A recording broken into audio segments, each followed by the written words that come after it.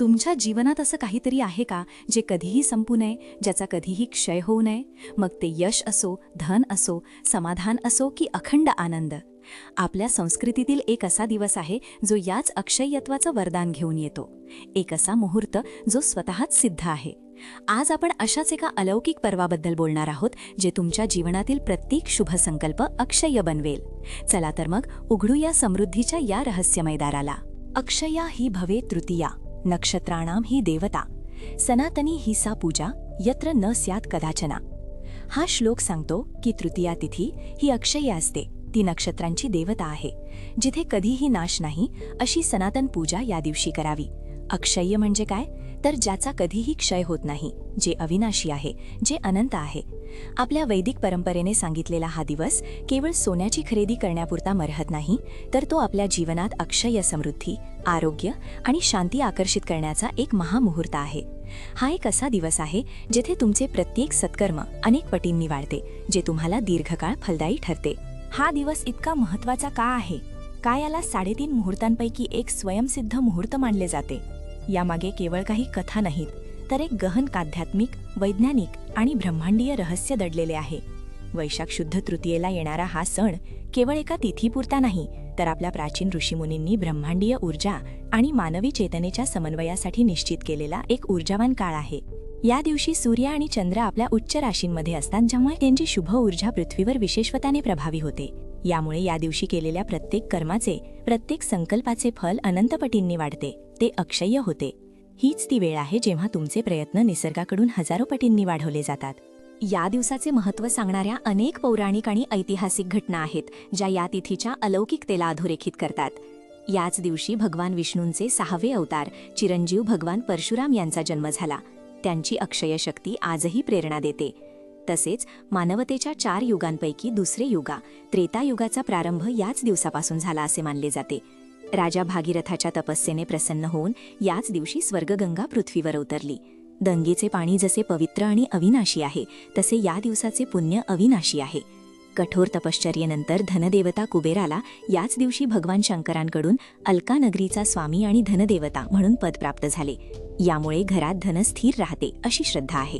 याच दिवशी दारिद्र्याने ग्रासलेला सुदामा आपल्या बालमित्राला भगवान श्रीकृष्णाला भेटला.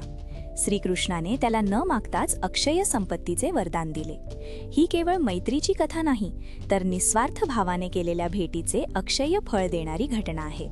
याच दिवसापासून महर्षी वेदव्यासांनी महाभारतासारख्या विराट ग्रंथाचे लेखन सुरू केले.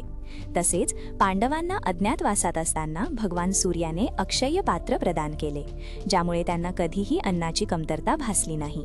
हे पात्र नेहमी अन्नाने भरलेले असे.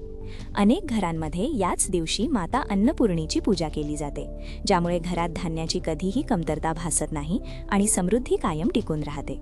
या सगळ्या कथा, या घटना आपल्याला एकच गोष्ट सांगतात: या दिवशी केलेले कोणतेही शुभ कार्य, घेतलेला कोणताही सकारात्मक संकल्प, त्याचे फळ आपल्याला अक्षय स्वरूपात मिळते. हे केवळ भौतिक नाही, तर आपल्या कर्मांचे, विचारांचे आणि भावनांचेही अक्षय फळ असते. आधुनिक मानसशास्त्र, सायकॉलॉजी देखील सांगते की जेव्हा आपण एका विशिष्ट दिवशी सकारात्मक ऊर्जेने भारलेल्या वातावरणात एखादा संकल्प करतो, तेव्हा तो आपल्या अवचेतन मनावर खोलवर परिणाम करतो आणि त्याचे मूर्त स्वरूप प्रकट होण्याची शक्यता कैक पटींनी वाढते. हीच संकल्पना आपल्या प्राचीन ऋषींनी अक्षय्य फळ म्हणून मानली. म्हणून हा केवळ कर्मकांडाचा दिवस नाही, तर आपल्या आंतरिक शक्तीला जागृत करण्याचा दिवस आहे. या दिवशी केवळ सोनं खरेदी करणं हाच एकमेव उद्देश नाही. सोनं हे शुद्धतेचं, समृद्धीचं आणि चिरस्थायी मूल्याचं प्रतीक आहे. ते घरात लक्ष्मीचं आगमन, स्थैर्य आणि भविष्यातील समृद्धीचं द्योतक आहे. पण यासोबतच आपण जे काही मिळवतो ते इतरांसोबत वाटून घेतल्याने ते अक्षय होतं.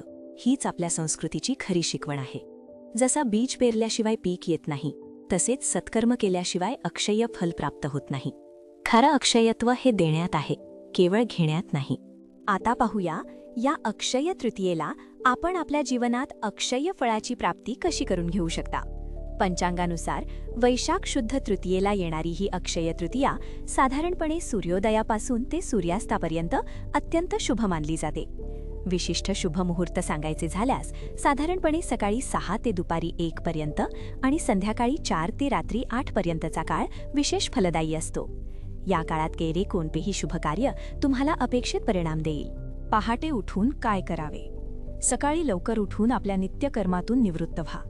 पवित्र नद्यांमध्ये स्नान करणं शक्य नसल्यास घरातील पाण्यात थोडे गंगेचे जल मिसळून गंगेच्या यमुने चैव गोदावरी सरस्वती सिंधू कावेरी नर्मदे जलस्मिन सन्निधिम कुरु हा मंत्र म्हणून स्नान करावे.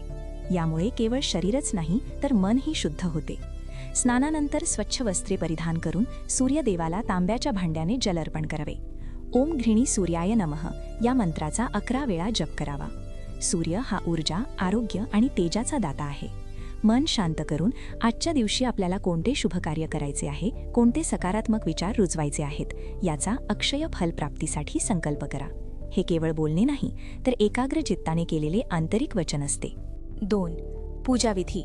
महाराष्ट्रीयन परंपरेनुसार अक्षय तृतीयेला मुख्यतः भगवान विष्णू आणि देवी लक्ष्मी यांची पूजा केली जाते. घरात श्रीयंत्र किंवा महालक्ष्मी यंत्र असल्यास त्याचीही पूजा करावी. काही घरांमध्ये कुलदेवतेची आणि पितरांची देखील पूजा केली जाते. पूजेच्या ठिकाणी चौरंग किंवा पाट मांडून स्वच्छ करावा. त्यावर लाल किंवा पिवळे वस्त्र अंथरावे.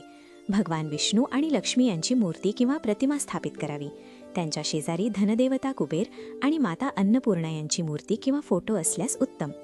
एका तांब्याच्या किंवा मातीच्या कलशात पाणी भरून त्यात सुपारी, नाणे, थोडे अक्षता आणि फुले घालून आंब्याची पाने ठेवावीत आणि त्यावर नारळ ठेवावा. हा कलश समृद्धीचे आणि जलतत्वाचे प्रतीक आहे. मूर्तींना हळद कुंकू लावावे, ताजी फुले अर्पण करावीत, तुपाचा दिवा लावावा आणि उदबत्ती लावावी. उन्हाळ्याचा दिवस असल्याने पाणी आणि थंड पेयांचे दान करणे महत्त्वाचे आहे. नैवेद्यासाठी आंब्याचा रस, कैरीचे पन्हे, खास करून विदर्भात पुरणपोळी शक्य असल्यास किंवा साधे गोड पदार्थ उदाहरणार्थ खीर, लाडू दाखवावे. ओम नमो भगवते वासुदेवाय किंवा ओम श्रीम ह्रीम क्लीम क्लीम महालक्ष्मीये नमः या मंत्रांचा 11, 21, 51, 108 वेळा जप करावा. शेवटी भगवान विष्णू आणि लक्ष्मी यांची आरती करावी. सोन्याची खरेदी आणि त्याचे पर्याय. सोनं खरेदी करणे शुभ मानले जाते कारण ते घरात लक्ष्मीला आकर्षित करते आणि अक्षय समृद्धीचे प्रतीक आहे. पण जर सोनं खरेदी करणे शक्य नसेल तर काळजी करू नका. तुम्ही चांदीचे नाणे, तांब्याचे भांडे, धान्य, विशेषतः गहू किंवा तांदूळ किंवा खडे मीठ जे देवी लक्ष्मीचे रूप मानले जाते खरेदी करू शकता. या वस्तू खरेदी केल्याने देखील सोन्यासारखंच अक्षय फळ प्राप्त होतं कारण या सर्व वस्तू समृद्धी आणि स्थैर्याचे प्रतीक आहेत. महत्त्वाचं आहे तुमची श्रद्धा आणि सकारात्मक संकल्प. 4. दान धर्माचे महत्त्व आणि पितरांचे आशीर्वाद. अक्षय तृतीयेच्या दिवशी दान धर्म करणे हे अत्यंत पुण्यकारक मानले जाते. या दिवशी केलेले दान अक्षय फल देते. गरजू व्यक्तींना पाणी भरलेला माठ, पंखा, छत्र, छत्री, चप्पल, धान्य, वस्त्र, गूळ किंवा साखर दान करावे. उन्हाळ्याचा काळ असल्याने जलदान अत्यंत महत्त्वाचे आहे. आपल्या घरासमोर पाण्याच्या माठाची सोय करणे, प्रवाशांची तहान भागवणे याला धर्मघट दान म्हणतात. यामुळे केवळ पुण्यच नाही तर पितरांचे आशीर्वादही मिळतात. या दिवशी पितरांना तर्पण करणे, त्यांना शांतीसाठी प्रार्थना करणे हे देखील महत्त्वाचे मानले जाते, ज्यामुळे पितृदोष दूर होतो आणि कुटुंबात सुखशांती नांदते. 5. लक्ष्मी प्राप्तीसाठी विशेष उपाय.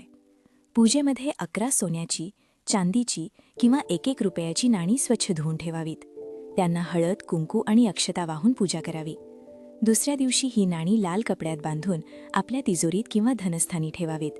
यामुळे वर्षभर पैशाची कमतरता भासत नाही अशी श्रद्धा आहे. लक्ष्मीला अत्यंत प्रिय असलेल्या 7 किंवा 11 पिवळ्या रंगाच्या कवड्या अशाच पद्धतीने पूजेत ठेवून दुसऱ्या दिवशी लाल कपड्यात बांधून तिजोरीत ठेवाव्या. यामुळेही लक्ष्मीला आकर्षित करता येते. घरात जिथे धान्य ठेवलेले आहे त्या जागेची पूजा करावी. यामुळे घरात कधीही अन्नाची कमतरता भासत नाही. व्यवसायाच्या ठिकाणी किंवा दुकानाच्या गल्ल्यामध्ये एक छोटे श्रीयंत्र किंवा महालक्ष्मी यंत्र स्थापित करावे. या दिवशी केलेले हे काम व्यवसायात अक्षय वाढ देते. या दिवशी कोणालाही उधार देऊ नये किंवा कोणाकडून कर्ज घेऊ नये. जर कोणाचे पैसे देणे बाकी असेल तर या दिवशी थोडे पैसे देऊन कर्ज कमी करण्यास सुरुवात करावी. हा एक शुभारंभ असतो. 6. विदर्भातील अखाजी. एक अनोखी परंपरा. आपल्या भारताच्या विविधतेत अक्षय तृतीया वेगवेगळ्या पद्धतीने साजरी केली जाते. विदर्भात हा सण अखाजी या नावाने विशेषतः पाणी, पितर आणि आंबा या 3 गोष्टींभोवती फिरणारी एक अत्यंत पवित्र सामाजिक आणि कौटुंबिक प्रथा म्हणून साजरा होतो. या दिवशी मातीचा नवीन कोरा माठ किंवा घडा आणला जातो. तो स्वच्छ धुवून त्यावर चंदनाचे किंवा हळद कुंकुराचे 5 बोट ओढली जातात. हा भरलेला पाण्याचा घडा आपल्या पूर्वजांचे प्रतीक मानला जातो. घड्यावर आंब्याची पाने किंवा त्यावर खरबूज किंवा कैरी ठेवून मातीचे झाकण ठेवले जाते. विदर्भात या दिवशी पुरणपोळी, कटाची आमटी आणि भजी आवर्जून केली जातात. पितरांच्या नावाने पाटावर नैवेद्य वाढला जातो. घडाची पूजा झाल्यावर तो घडा एखाद्या गरजू व्यक्तीला दिला जातो किंवा मंदिरात ठेवला जातो. मुली आणि स्त्रिया अखाजीची गाणी गात झाडांना बांधलेल्या झोक्यांवर आनंदोत्सव साजरा करतात. शेतकरी या दिवशी आपल्या शेतात जाऊन जमिनीची पूजा करतात आणि पावसाळ्यातील शेती कामाचे नियोजन करतात. नवीन जमीन घेणे किंवा विहीर खोदणे यांसारख्या कामांसाठी हा मुहूर्त अत्यंत शुभ मानला जातो. अक्षय तृतीया म्हणजे केवळ एक शुभ दिवस नाही, तर आपल्या जीवनात अक्षय सुख, समृद्धी, आरोग्य आणि शांती आकर्षण करण्याचा एक स्वर्णिम अवसर आहे. हा दिवस आपल्याला हे शिकवतो की आपण जे काही देतो ते अनेक पटींनी आपल्याकडे परत येते. आपल्या मनात कोणतेही वाईट विचार न आणता शांत आणि आनंदी राहून केलेले उपाय अधिक फलदायी ठरतात, कारण आपले अंतर्मन हे एका विशाल ऊर्जा क्षेत्राशी जोडलेले आहे आणि अक्षय तृतीयेसारख्या शुभ मुहूर्तांवर ही ऊर्जा अधिक सक्रिय होते. चला तर मग या अक्षय तृतीयेच्या शुभदिनी आपण सगळे मिळून एक अक्षय संकल्प करूया. तो केवळ भौतिक वस्तू मिळवण्याचा नसेल, तर आपल्या विचारांना, आपल्या कर्मांना आणि आपल्या भावनांना अक्षय सकारात्मकता देण्याचा असेल. आपल्या ज्ञानाचे, प्रेमाचे आणि करुणेचे दान करून आपणही आपल्या जीवनात अक्षय फळाची निर्मिती करू शकतो. तुम्हा सर्वांवर भगवान विष्णू आणि माता लक्ष्मी यांचा अखंड आशीर्वाद राहो आणि तुमचे प्रत्येक कार्य अक्षय फळ देणारे असो, हीच माझी सदिच्छा. ओम नमः शिवाय. कर्मण्येवधिकारस्ते मा फलेषु कदाचन मा कर्मफल हेतुर्भूर मा ते संगोस्त्व कर्मणी. याचा अर्थ आहे की कर्म करण्याचाच तुला अधिकार आहे, फळांवर कधीही नाही. तू कर्माच्या फळांची अपेक्षा करू नकोस आणि कर्म न करण्याकडेही तुझा कल नसावा. ही शिकवण भगवद्गीतेच्या 2ऱ्या अध्यायातील 47वा श्लोक आहे. हा श्लोक आपल्याला शिकवतो की आपण आपले कर्तव्य प्रामाणिकपणे करत राहावे, फळाची चिंता न करता. जेव्हा आपण निस्वार्थ भावाने कर्म करतो तेव्हा ते अक्षय्य फळ आपोआपच आपल्याला मिळते. ओम नमः शिवाय.